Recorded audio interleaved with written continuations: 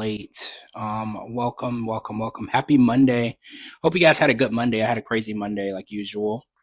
We're gonna talk some Love in Paradise and MILF Manor season 2 tonight. So hopefully everybody can join us tonight.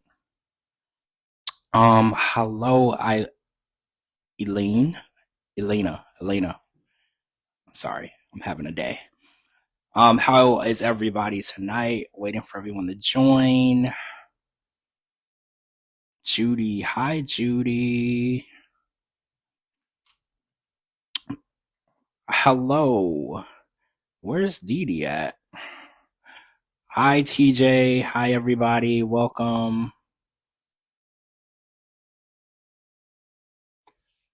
It's weird. I just got a text from DeeDee, but I don't see. There you are. There you are. I'm like, that's weird, right?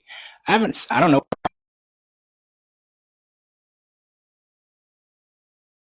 No, DeeDee's here. DeeDee is here. So, hi, Judith. How are you? Hey, everybody. It's really hot here, so I probably look bad, Hey, but hey, how are you? I'm doing good. How are you doing? I'm good. Looking hot this Monday, but it's okay. It's good. I'm fine. It's really hot, so I just feel like I'm dying, heat wise, but I'm okay. It could be worse, right? It could be a lot worse. So, Yeah. have you talked to? Car said she might be a few minutes late. Oh, okay, that's what's up. Because I was like, I haven't heard from Cara. I'm pretty sure she's gonna be here. She might be working or something, so she'll probably join us later on. But I wanted to talk about MILF Manor first. I think that came on Sunday, right? Yeah, that came on Yeah. Sunday. So we know that Jamie has left the house, the villa, as Kelly said, and Kelly kind of was the one that took control because I don't know if you noticed, but this show doesn't have a host. So like all of the hosting duties, if you caught on, are done by somebody on the show. So like Yeah. somebody has to be in charge of like the challenges. Somebody has to be like the voice, and they use like a cell phone and they like text them and stuff. It's a weird dynamic, right? Like most of these shows, like The Bachelor and stuff, they have a show, and I mean they have a host for the show. And this show is like they pick people to do the hosting, which is kind of weird. But Kelly took control. She had Jamie leave the house, which I think you said last week you fully agreed with that, right? You felt like at the point where this is a dating show for single people, she had no business being there. So I kind of agree with you 100%. Like misrepresentation is bad, in You know, many forms. how are you gonna do that? I mean, you go in there, you're with a boyfriend, you have a boyfriend, and then you're gonna make someone fall in love with you just for you to say, "Oh yeah, well, I just came along because I got accepted on the show, but really in real life I have someone." I mean, come on. See, this is kind of how I feel like reality TV has been lately. Like, I feel like, because, we've been talking about this with Rob and Sophie for a while now. We're pretty sure they were never really a couple, right? Like, we're very locked in on the fact that they are pretending to be together to get a few checks. And they got 3 seasons so far, right? Because we know they're going to reemerge on the last resort. So I mean, it's fine if you want to better your. Hey, Lori, if you want to better your position in the reality TV world, I don't knock anybody, for doing what you got to do. But it's like integrity is very rare in reality TV, and this was a really good explanation because a lot of people are like, oh, the younger generation, they'll do anything to better their careers. And I was like, well, look at this. This is an older person, an older woman who did exactly what they said that the younger generation would do. She knew she didn't need to be there. She knew that she was taking a spot from someone else. She even took Anthony away from Kelly, while they were getting to know each other, so she could insert herself into that. She was even playing the game dirty, so to speak. Like she was taking people away from people, and it seemed really selfish. And she made it seem like, oh well, I was just seeing what was out there, which I get that too, because in the dating world, how many people are really only talking to one person, right? Like, because I hear so many stories where there's no such thing as exclusive anymore, right? Like they're keeping their options open. Like they might be talking to one person, but they are entertaining other people. Like remember we were watching Seeking Sister Wife, and Garrick was still on the dating app. Like he's literally pursuing this other woman. He's there with her, trying to get her pregnant, and he's still on the dating app pursuing other people. Obviously, he's a polygamist. That's different. But I think that most people now, it's impossible for them to commit to one person. They're always out there, like entertaining everybody. You know, like they're always looking for the next best thing. And it's like I'm scared of anybody that has to enter the dating pool right now, right? Because you don't know what you're getting into. You don't know how many people have been talking to the same person you're talking to. It's scary, right? I said it is. It is very scary. I seen on Facebook today where someone I guess they just got into a relationship and they're like, well, I'm gonna put their face as my story. I need to know if I'm the only one they're talking to. I mean, and that's crazy. Like It's so crazy seriously. because you don't really know who's being exclusive and who's not. Okay, so they played a game. It was called Dirty Little Secret, right? And everybody has a secret. I think we talked about this before when we were talking about, I don't know, something that came out on the show. And everybody has like secrets, that they're hiding or whatever, or something that happened in their past. But we heard a lot of these secrets. Oh, hold on, before we get into that, Kara's here, so we're gonna bring Kara in the conversation before we start with the dirty little secrets, because I want to go down the list of the secrets that we got and I want to like rank them. Well, hello. Hi, sorry I'm late. How are you? I'm good. How are you guys? Doing I'm good. good. Better late I'm than good. never. Yep. Here I Well, am. I'm usually the late one, so this is nice. This is Yep. nice. Thank you, Kara, for taking the attention off of me. I got you. Thank you.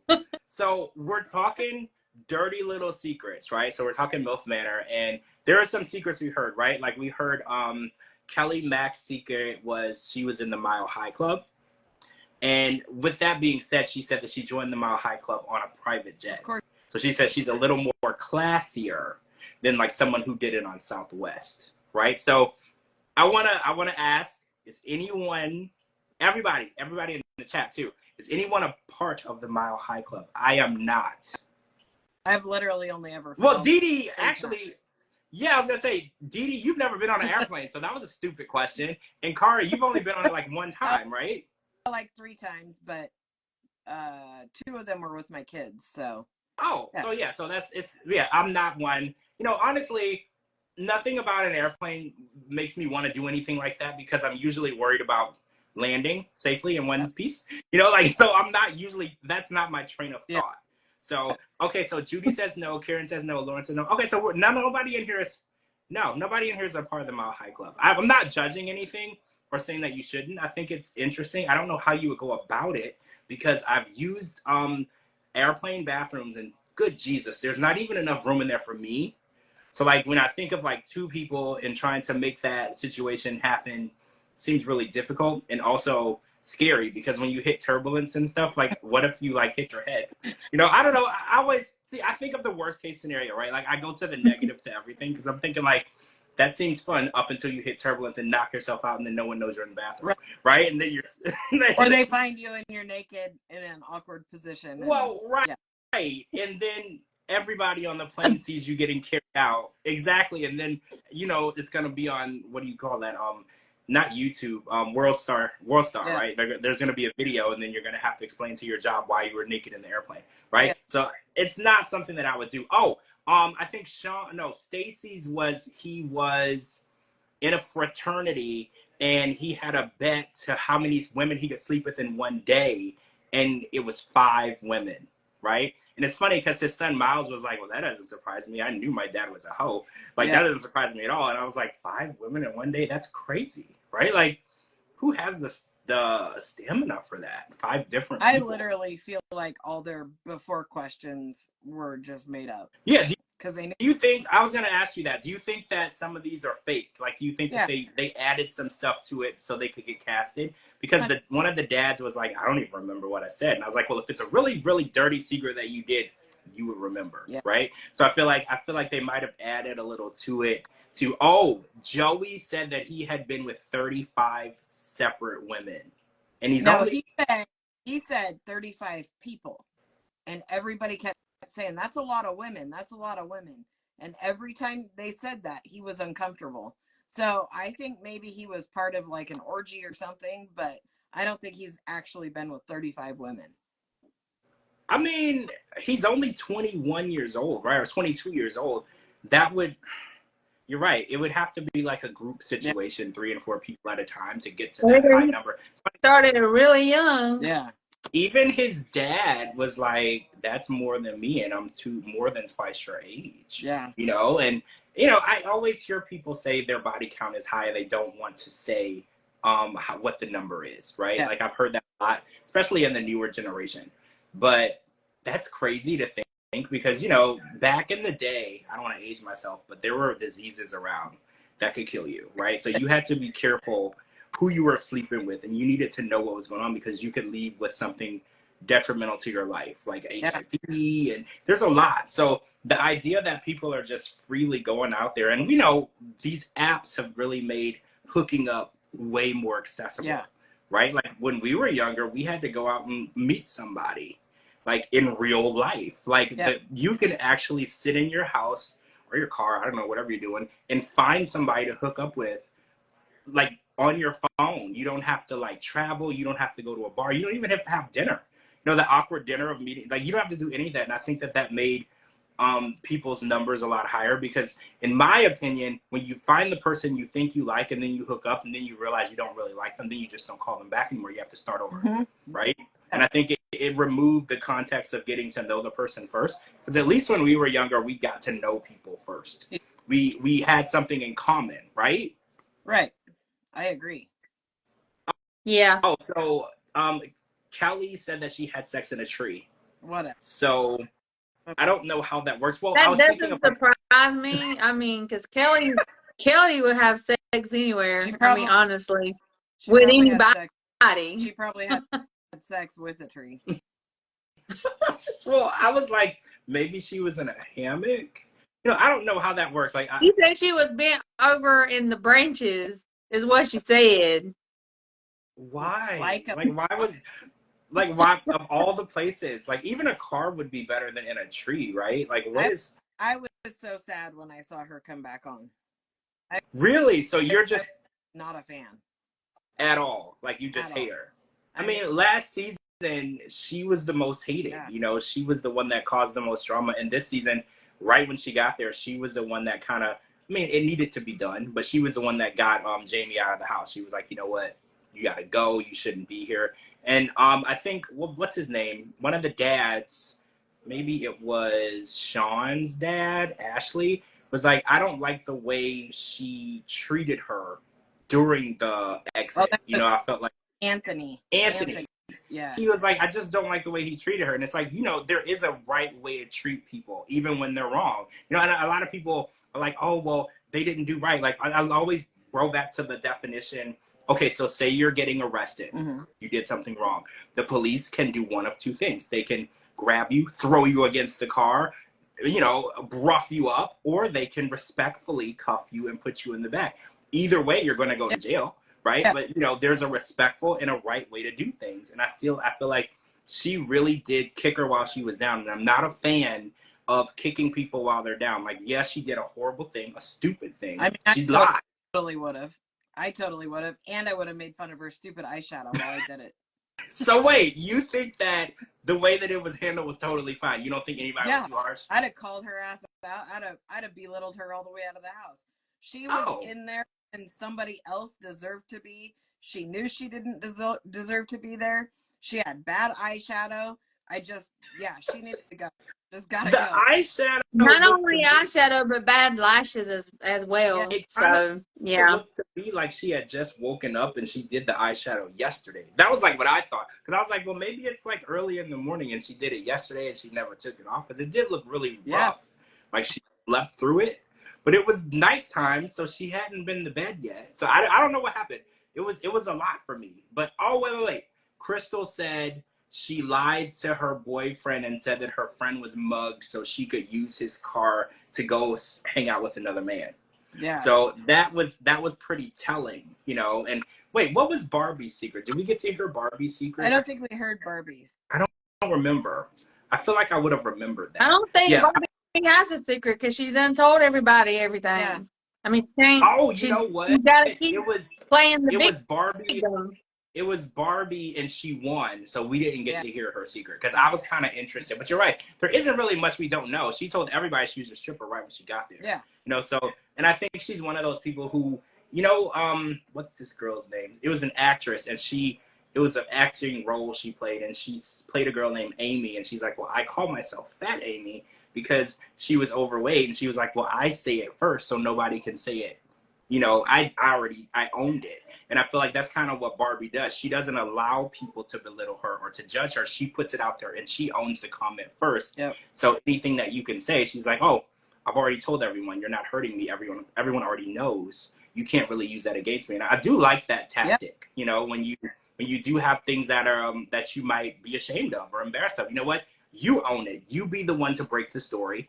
You be the one to tell everybody what happened. So if anybody else tries to do that, you're like, oh, well, everyone already knows. I owned it. It is what it is. I'm not really hurt by your words because anything that you've called me, I've called myself worse. I totally get that part. But so Jacob is the one that's gonna leave, right? So we were watching. He was interested in. Help me out. He was interested in Barbie. And then Barbie was showing interest in Chris, right? I believe Chris, the MMA fighter. And he said he's not used to dating, like seeing more than one person at a time, which was weird because as a 23-year-old guy, they usually are involved with more than one person. So it was interesting because he was like, it's just not something that he could tolerate. And he's going to end up leaving. I don't know if he's going to take his dad with him, because we saw two guys arriving on jet skis, so I'm assuming it's a dad and a son, right? But I don't know if Jacob leaving, does he have to make his dad leave, or if his dad is comfortable, does his dad get to stay? The rules are really blurred this season, right? Like everything is kind of out there. You don't really know what to expect. Yeah. So we do know that two more people are arriving. But I'm actually I think it's two more guys from last season. So you think could be wrong, but I think it's two more guys from last season. Okay, so you don't think it's a dad and a son. You think it's two sons, probably. Could be. Yeah. I don't know. I mean, it's very possible. I think that they really took the rules and they blurred them this season. They're kind of just doing whatever works. They throw in his loops. I mean, they're like, you know what I'm saying? They get us excited and then they throw something else in the mix to get us more excited. So yeah. Well, yeah, I keep think talking about the younger generation and how many partners they had and how they should be with all these people and all of this stuff. But there's a lot of hurt feelings, and we're on day 2, and Joey's already super sad because Christina's talking to Kelly or to what's his face. Anyway, he's already super sad because he doesn't want his girl talking to someone else. Like, you guys are not exclusive. And then Jacob's all sad because Barbie's talking to someone else. Like, you're there to meet people. You're not exclusive. And not only that, you're competing with your father. So, I mean, I felt like the boys this season are really sensitive. Yeah, very. They kind of need to be coddled. And it's interesting because you're right. We always talk about how this generation is like cold and insensitive and they don't respect feelings. But I don't know. Maybe that's not an all-inclusive statement because you're right. They are hurt when they see the women on a dating show talking to other women. Because I was like, well, guys, this is what happens when you go on these apps and you tell a girl how beautiful she is and then y'all hook up and then you unmatch with her on the app. And, this is how she feels. It's like, maybe this is how you'll understand how she felt. But I was like, well, maybe every guy isn't like that. Maybe every 22-year-old guy isn't trying to date every single girl in the app. Maybe there are guys who want to settle down. Or maybe they just want to win the show. I don't know. It's hard to tell. But I think that the idea of somebody leaving here together and it working out is just zero. Yeah, zero. Like completely 0% chance. Like, it's like on The Bachelor or Married at First Sight. And you're like, yeah, cool. Y'all are going to be broken up like within 2 months. Cool, though. Nice that you think it's going to work. Yeah. It's totally not. Not at all. Well, I don't think any of them are going to make it. I'm going to switch over to Love in Paradise because this episode, we're on episode 5, and we met Luke's friend, Brian, who is actually the husband of Medelline's best friend. And it's really interesting to me because he was the person who brought up the prenup idea. which is interesting because, to be fair, he was Medellin's friend first. So it's really interesting that he would say, you know, you need an ironclad prenup if you want to marry this girl. And I was like, that's pretty telling for somebody who knew her first, you know, to warn. Oh, and we found out about an apartment in Colombia. It's a $300,000, kind of look like a studio, luxury apartment that he does have an asset. Remember, we're talking about how he didn't have any assets. You know, he didn't have anything for him. So he does have an asset, thank God. Yeah. Because I was really worried about this man and if he was going to be like living on Hollywood Boulevard underneath something. So he does have an asset and it's an apartment and he wants to protect it. And the first thing I thought was, you've given her all this money. You bought her a BMW. You give her everything she wants. You bought her a nail salon. Why do you want to cut her off now? Yeah. You know, like, it's really confusing to me. And it was almost disrespectful because I was like, she's putting up with all of your crap. She knows you're broke. You know, she didn't walk away. And then now that you're broke, you're like, oh, by the way, whatever I do have, I don't want you to have any of it. And it's like, it's a bait and switch for me. He sold her on a lifestyle that he cannot maintain. And now he wants her to accept nothing in return. Kind of like, remember we were talking about this with Jasmine, because Jasmine was like, oh, I don't want to sign a prenup because I'm giving up my life. I'm giving up everything that I know to be with you. You know, I need some kind of insurance policy. You know, like if you decide and wake up one day that I'm just not who you want to be with, what about me? And I kind of feel like he's putting her out there as, and she took it as, he doesn't trust me. So I wanted to ask you both, if you were to get married, how important is a prenup or unimportant is a prenup, or would you even consider one? I mean, if I was marrying somebody that's a freaking teenager, first of all. Right, 19. Yeah, like, I don't know. She's already milked you for every penny you've got. It seems like you would want to protect the little smidge of security you have. So, I absolutely. I mean, look at the Jasmine and Gino situation.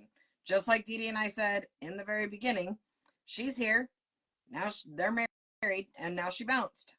Just like that. Yeah, she was in New York this weekend. Yeah, and she's spending a lot of time in Florida too. So there's something going on there. But so DeeDee, how do you feel about prenups? Do you think that prenups are necessary? Do you agree? Like, okay, so for me, I don't agree with them at all. I think that if you love the person and you trust the person and you know them well enough, you don't need it. So I want to know where you stand on that. Prenup. I am a prenup person. Y'all know this. Why are you asking me that? No matter, what if you've known this person for years? It doesn't matter? Fair. I'm just going to say that DeeDee and I will be there to object at your wedding. You're welcome. So wait, so you think that a prenup is wait a minute.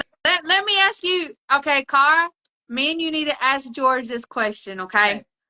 All right, George, if you were to start dating someone, you worked really, really hard to get what you have, correct? Yes. Okay, so you're going to want someone to come in and take ownership of nothing they've worked to get? From another country. I mean, see, that's a unique situation. No, like, in my opinion. No, it's not. It's not. Okay, so if I was to get married, I think that the person would have to be equal or greater to me financial wise, meaning whatever I could bring to the table, they could bring to the table. You love. You cannot help who you love. Yeah. You done fell in love with this person and you're head over heels because you've been talking to him for 5 years online, whatever. Now you think you know this person. Turns out they don't have a pot to piss in, but it's too late because you already love them. But are you just going to let them move in and put their name on your car and your house and just hope for the best? No. Okay. No. Okay. In that scenario, no. Close, George. In that scenario, no. Like in my mind, because I've never been married my whole life.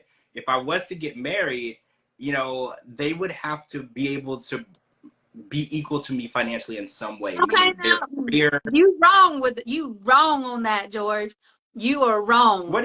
Because not everybody makes the kind of money you make. Right. I mean, I don't know how much money you make, but I'm just saying not everybody makes a lot of money. I know. I mean, I know that, but I'm just saying. So, say for instance, someone like Mirakara, you were to start dating someone like Mirakara, okay? And we told you we make, I don't know, $15 an hour, $16 an hour on our job.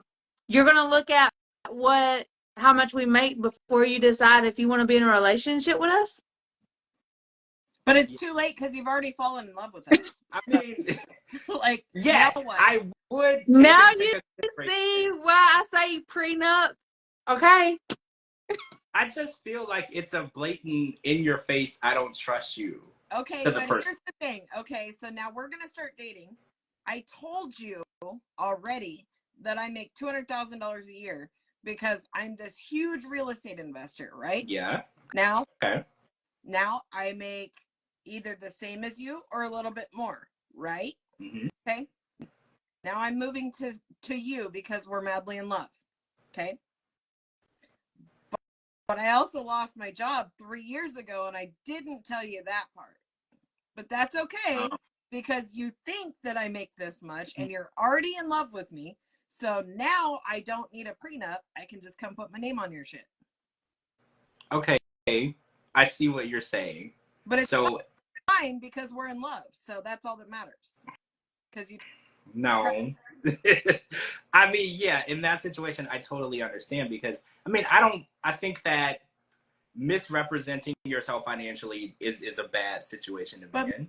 You know, maybe I was telling you the truth at the time, but you already fell in love with me. So now it's okay. I just don't want to tell you how bad I messed up in my real estate investment. Yeah, I get it. I get that. That's true. George, if you ever get married, get a prenup. Yeah. I don't think I ever will, though. Like, honestly, I don't think I ever will because never say I've heard so never. many, Never say never. many horror stories. Never say never. And let me tell you this. I have a friend that got married, and they literally brought their taxes and stuff and brought, like, all of their financial statements and went over it together before they got married, just so they were on the same page. Like their credit report, money they might have owed, available credit, if they owned a car, like they put it all out there. That's great. That's great. Now we've established that you and I make exactly the same amount. We're completely equal. I move in, and now because you trust me, I can put my name on your shit, right? Because you trust me, and we make the same. Yeah. Okay, but now I fell down and I hurt myself and I injured myself and now I can't work. So now you have to take care of me. But in the meantime of taking care of me, you've grown to resent me because you're sick and tired of wiping my ass. So now you're mad and treating me like shit because you don't want to wipe my ass anymore. And now I'm leaving and I'm taking your house and your car with me. But that's okay because we don't believe in prenups. Well, that Remember, George, when you get married, if you don't do a prenup, whether she help you buy that house, that car, the food, put money in the bank, whatever, whether she helped you or not, she still gets 50-50 unless she can convince the judge and she can get everything, take everything away from you, and there is nothing you can do about it. But that's okay because one time you made the same amount of money. You were financially equal. That's fine. Prenup, George. Okay. You convinced me. So I think that because I love my house. Like yeah, she probably does too. I like your house too, George. Right? Your house is really pretty. So it took me like a whole year to find the house that I wanted. DeeDee, they were sending me houses, and I was like, nope, not big enough, not enough bathrooms. I don't like this wall. I have to tear the wall down. That's a weight bearing wall. Like it was a whole issue. So like that would really hurt. Like it took me a really long time to find this particular house. Like that really, really took me a long time. So when you put it like that, because my car, I like my car, but I can buy another car. And, or my other car, I can buy another car. You could, but should you have to? No, not unless I'm ready. I totally understand. But, okay, so let's talk about the $300,000 apartment that he uses as an Airbnb, right? So his asset is the Airbnb, which first off, he said that he was renting the apartment for $1,900 for 9 days. That's really low, right, for a luxury? I don't know. I used What to. was luxury about it? Yeah. Well, it looked like it was in a high rise. Like when from the window, it looked like there was a view. Hotels It was. are in a high rise. That doesn't mean they're luxury. This is true. This is true. I mean, when I rented Airbnbs when I go on vacation, I usually pay like $200 or $300 a night. So I was like, why is it so? But I guess these are houses. So I was like, that didn't seem like a lot of money. How is he ever going to return his investment of $300,000 if he's only making that little bit of money each time? And you have to remember with Airbnb, when the person leaves, it's like a 50-50 chance that they destroyed your apartment or your house. Like people have parties, they don't respect things. I've seen videos where people came in, the refrigerator was on its side. Like just horrific situations. And I'm thinking like his only asset whatsoever is only making him such a small amount of money. And it kind of seemed like Medellin is not fully understanding the severity of I'm broke. Because she was like, oh, well, let's plan this wedding and this is what we're going to do. And let's go. She went to look at a venue. What I don't understand is if you're so broke, move her happy ass into the place you own and stop paying the damn rent. Well, but I thought that too. But if you can get more, because I know people that they have a rental property, or they buy like a duplex, and then you rent out one side or you rent that out, and if you could get more, then you pay your mortgage from the rent. Right. So unless someone destroys it. Well, oh, right. That's what I was gonna say. Maybe a long-term tenant would be a better option because that's a 12-month commitment. Because Airbnbs, there's an Airbnb on my street, which is actually against our HOA, but I've been nice and I haven't said anything. But it's very much empty all the time. Like I saw somebody stay in it like 2 or 3 weeks ago. And I haven't seen anybody. I seen somebody in it like 2 days ago. It's empty half the time. So it's like that's not a guaranteed source of income. So I think a long-term tenant would be better. But again, like you guys were saying, it looks like a studio. Doesn't look that great. He's only getting $1,900, and that's like for 9 days. That's $100 a night. That's like a cheap hotel, right? That's still like $5,700 a month. If it's is it really? If it's constant, yeah, $1,900 for 9 days. If you do that, that's not bad. That's 27 days. That would be almost $5,700. So trying to find out yeah, but with her lifestyle, they probably go through $5,700 in less than an hour. Yeah. Well, it would need to cover the salon and the apartment. Then they could both live in that apartment off of the money from that asset, and then it would cover the salon, which he hasn't turned a profit on yet. I mean, they still have to. Hold on, because this says I'm looking up the average rent for an apartment in Colombia, and this says it's like $533 to $640 a month. Wait, what? Say again? For a 2-bedroom, it's $533 to $640 a month to rent an apartment. Oh my God, that's free. Yeah. That's like my electricity bill. Like, so yeah, there's a long-term tenant. A long-term tenant would be the opposite of what you want. You want people who are not from the area, who are visiting, who think that they should be paying more. Because yeah, if you can rent that's literally, oh my God. It says small 1-bedroom and studio apartments go for between $213 and $256 a month. For 2 bedrooms, it's $533 to $640 a month. Oh wow! Dang, we need to move to Colombia. Yeah, should we move? Yeah. Should we move? Because if we all put our money together, we literally would live in like a 4-story mansion. That's fine. Right? Like we would literally. We are not getting a prenup on our way. No, we don't have to get married. We just move. Like, and we all get our own floor in the mansion, and we would literally pay like $600. Like, I'm down. Oh. Let's go. I have no reservations with that because I don't even want to tell y'all what my mortgage is. I don't want to say it out loud. Right. That's crazy. Like, I would love go buy a big mansion there and an apartment and rent out the apartment to pay the rent on our mansion. Yeah. That's true. Yeah, we can do the asset asset, what do they call it? Where your asset comes back and pays for I can't remember. Yeah. I used to be good at this. I took business classes, but I used to be good at this, but I'm not anymore. So, so we were watching Annie try to convince us that she is in love and she's fallen in love with Kyle. And now I'm questioning if she's okay.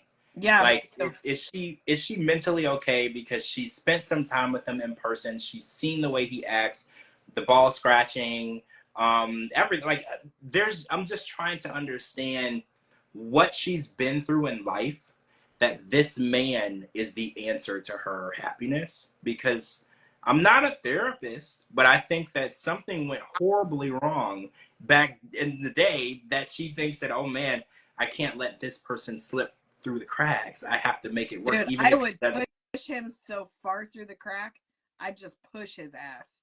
He is so repulsive. I can't even watch him. He's just disgusting. Yes, he is very disgusting. Well, I think she's in it for the green card. Yeah, has to be. Well, that was my next thought too, because oh, and I don't know if y'all know about the pregnancy, but we don't want to get into it now. But later in the season, there's going to be a pregnancy scare or whatever, and I'm thinking that was planned as part of the plan, because with a baby. Did you guys see the shit surfacing? All the text messages that were leaked, where he was literally asking different women to go on 90 Day Fiance with him.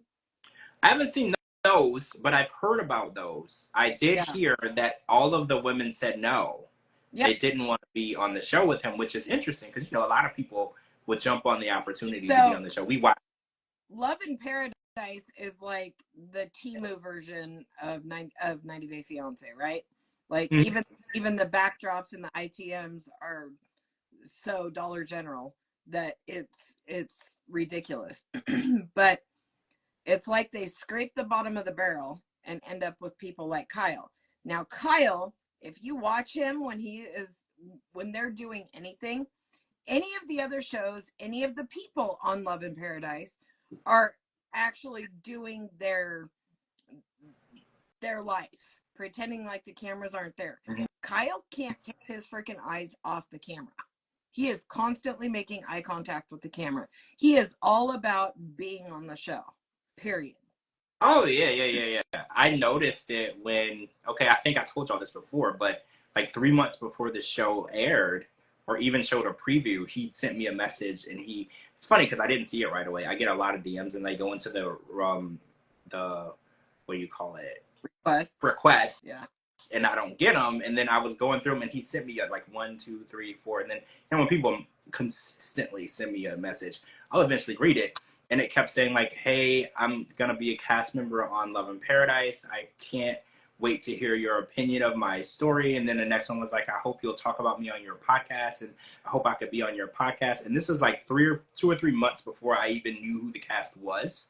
Right. So it was like, I knew that I kind of got like Scott vibes a little bit. Like he was super excited to be on the show, which is ironic because what he's doing on the show is horrifying. So for you to be excited for people to see you behaving this way also makes me wonder, is Kyle okay? Like, is everything functioning properly? No, not. And no, Kyle, you cannot come on the podcast. You have cooties and we don't like you. I definitely. No. Yeah, me and Cara says no. At first I was like, I kind of want to ask him some questions, but now at this point, I don't think I do. I don't know. I don't think that it's going to help. I think, so on this episode, he's like, I don't want to stop doing my sperm donations, but he's like, maybe I'll let Annie pick who I do donations with. What? Like, what makes him think that that's the compromise that she's looking for? Any woman is not going to be okay with saying, okay, yeah, you can have natural insemination with women as long as I pick them. This isn't Seek and Sister Wife. Yeah. This isn't Danielle. That's something Danielle would do, right? That's literally what she does. She goes and finds women for her husband to sleep with. I don't see that happening, but again, Annie's kind of weird, like I feel like because she's like, oh, he's so sweet, and I'm seeing his true colors, and he's green card. That's got to be it. That's got to be it. That's got to be the reason, because no woman, how can I put this in a nice way? Don't worry about because it. I'm not going to make fun of nobody, but I'm just saying, like, mentally stable women, like, why would they want to have anything to do with him? He's nasty. He's disgusting. Like, I Well, don't get it. it's funny because when I watch shows that talk about donations and donors, the women are usually so picky. Like, Yeah. because you get like a file on the person. Sometimes they even show the woman a picture of the man. Yeah. You get like a file, his education, blood type, even like any illnesses that run in his family. Like you literally get all the information you need. And women will get like 10, in my opinion, on paper, perfectly great men for them to, and they still won't pick those men because that's how picky that they are, which I respect that. You know, if you know what you want, you know what your child should look like and how that child should be, you should do that. And it's like he finds the bottom of the barrel women who are so desperate, probably spent all their money on the process, they don't have any more left, and he goes and find the ones that have probably given up and convinces them. And I hate that. I hate the idea that he's preying on vulnerability, because the process, this is a super emotional process for a woman. Not being able to give birth, it makes a woman feel inadequate. So to prey on the fact, knowing that she feels a certain type of way about the situation, and then manipulate her into doing something that she might feel uneasy doing, but it seems like it's the only option. And then the text messages that we've seen of the things that he says about the women after, it's unfathomable that a human being can do that and have no remorse. That's why I'm wondering, like, is everything working okay? You know, like, because you don't see what's wrong with what you're doing. You don't see why it's wrong. You don't see why saying these things about certain women of certain races are wrong. Like, are you okay? Like, is there missing screws? Because I'm trying to understand. And he's so proud of being on the show. And it's like, I would be mortified. My mother would get on a plane and smack me across the face if I did what you did on TV. She would literally get on a plane and smack me across the face twice. Like, what are you doing? Yeah, he's disgusting. He's just he is. He's disgusting. Just in case you didn't hear it the first time I said it, no, Kyle, you're not welcome on this podcast. You're a disgusting human being, and we don't want your cooties on here. We're gonna pass. I said it a little nicer. We're gonna pass. So we got Aaliyah's funeral tonight for Douglas, which was very emotional. You know, I know that this transition was pretty emotional and eye-opening and life-changing for her. But it was interesting. She brought her friends, her family, Sean, everybody was there. They did the fire. She had a nice little speech and talked about, you know, why this was important to her, and she put to rest Douglas, and she burned the picture. It was a nice ceremony. It was a nice little transition, you know. And I think that Sean realized, he said something interesting tonight that caught my attention. He said, I realize now that I have to either be in love with the soul of the person and not the gender or what's on the outside, or I have to get off board. And you know, I guess that's true when you love someone, because I've heard people tell me all the time, like, oh, I used to have a type, I only would date this certain type of person, and then they will fall in love with somebody who doesn't look or act or appear anything like who they used to be with or who they used to chase after. So I guess that statement rang true to me, because I was like, you do kind of fall in love with, like you just said earlier, Carl, you fall in love with who you fall in love with. Yeah. They might not have blonde hair. They might not be a size 2. You love that person's soul and personality. So maybe there's a ray of hope for them to work it out. I don't know. I think that it's going to be a huge, just like this was a life-changing transition for Aaliyah, it's going to be life-changing for Sean too, because he's literally going from a gay man to, I guess, a bisexual man now, because he would be with a woman, you know, and not a man. That's a huge deal. You know, some people, that's not an option. You know, for some men that are gay, that's not an option. He's not going to date a woman. That's just not who he is. It's not what he wants. So I don't know if he's going to be willing to transition from gay to bisexual for Aaliyah, and I think that's going to be the biggest issue in question, right?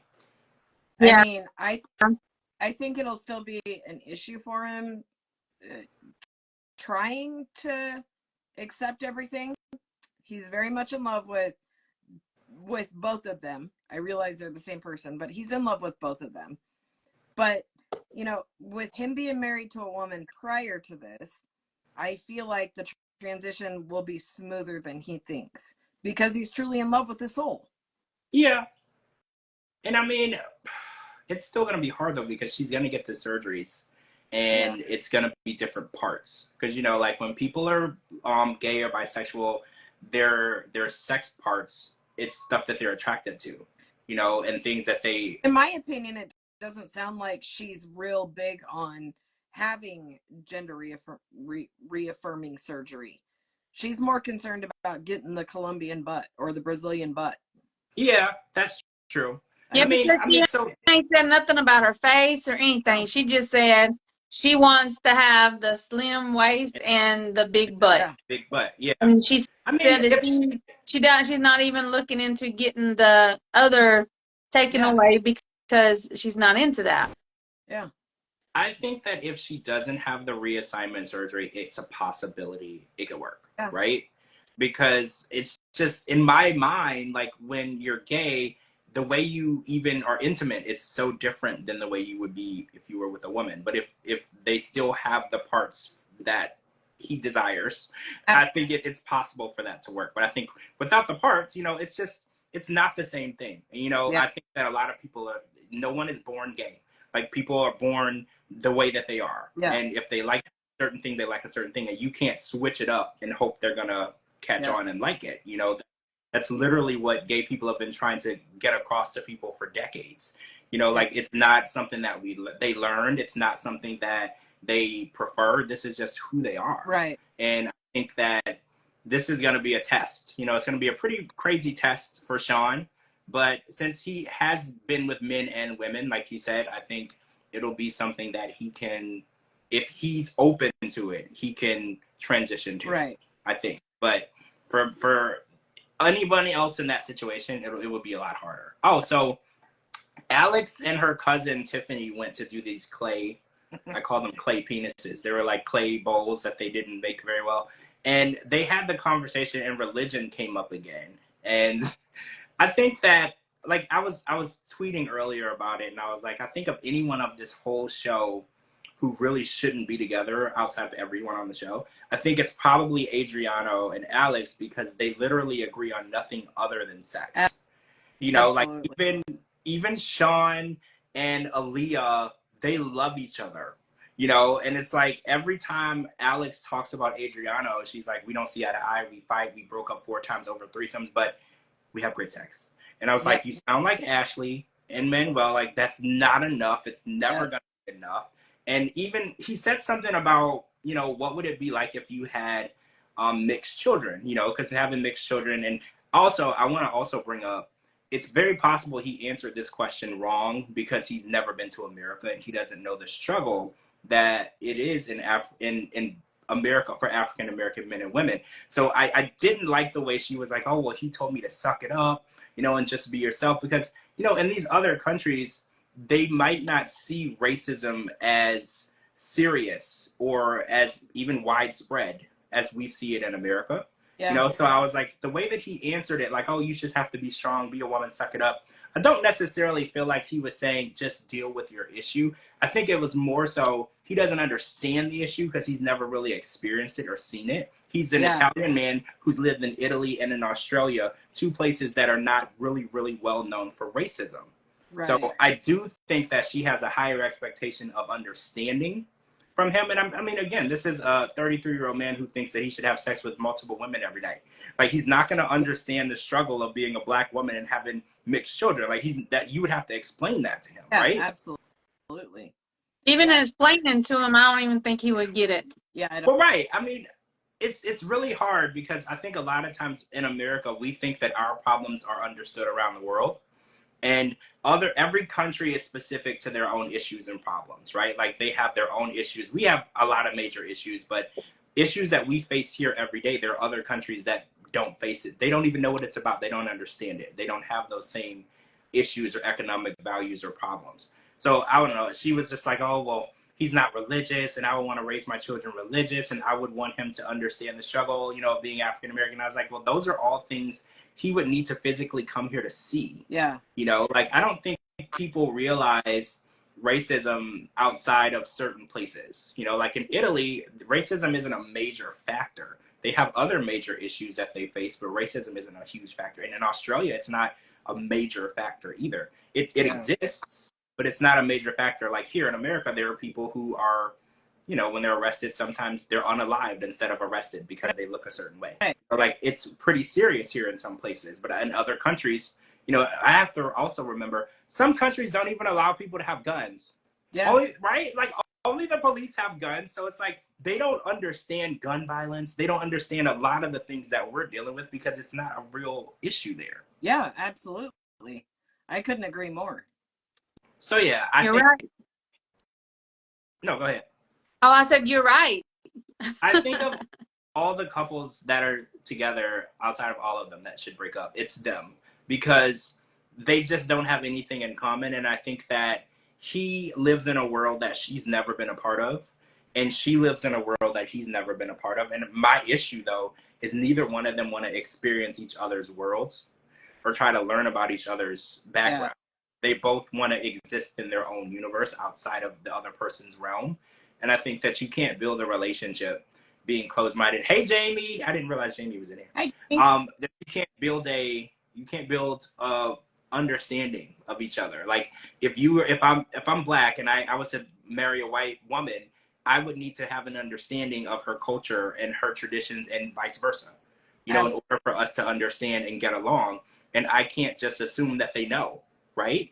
Like there are issues that other races deal with that other races don't, you know? And I think that a lot of people just assume everybody knows everything and everybody understands everything and they know your struggle and they know what you've dealt with. And it's like, unless you're going to be open and vulnerable and explain things to people, they're not going to know because we go around every day smiling and acting like everything is fine and it's not, you know, like we are holding in things that people will never really understand. And I think she's expecting way too much out of a guy who wants to have a threesome every night, right? Yeah. Like that's crazy. I have more respect for the pottery class instructor than I do anybody on this show so far. That poor patience, lady, right? that patience. Poor lady, she was stressing. How are they so bad at it? Like I remember, but when I watched her hair go in there, like okay, the penises were one thing, but when her hair started dipping, if that would have whipped her hair all the way around, that would have yanked her whole head down, and that would have been a whole different show. Yeah. That was really scary for me too. Yeah. Because I've seen a viral video where somebody's hair got caught in something and it literally ripped a whole pack out of their scalp. I've seen it where hair got stuck in a KitchenAid mixer. Oh, Jesus. Yeah. That's scary. That's what that reminded me of. It was like, oh my gosh, this is going to be bad. I'm just glad nobody got hurt. And she should take herself back home to Texas. Yes. I'm just going to throw that out there. She should be back home where she can find someone that she can relate to in some way. Because she said it on her very first clue package. She's like, it's her Italian stallion dream or something like that. She's a sex tourist. I hate to say it. But she's a sex tourist, right? She goes over there because she's amazed and intrigued and infatuated by sex with an Italian man. Yeah. It is what it is. I don't like to call people that word, but sometimes that's all it is because you're not actually building a relationship with the person. You just like the idea that they're this type of race. Because even her friend Tiffany, she was like, I call him Fabio. You know, like they're not, it's this idea of a dream or what they think a person should look like. And that's just the infatuation that they're building. Yeah, I agree. Water slides scare me for hair season. See, I can't swim, so I don't get on a water slide, but you're right. Your hair could get caught and then you're cascading in the other direction. You know what? Now y'all got me scared of everything. I'm scared of everything now. I'm terrified. Like now I don't know what to do. Yeah, so all right, so we're gonna come back on Sunday. Wait, are we? Because you said that there was a holiday. When is that? Memorial weekend. Yeah, maybe we won't. We're gonna regroup, guys, and talk, and then possibly we won't be back, or we'll wait a few days. So we'll let you know. I don't know what y'all's plans are, so we'll get back with you guys on whether or not we'll be back on the regular scheduled days, or we'll wait a day or two.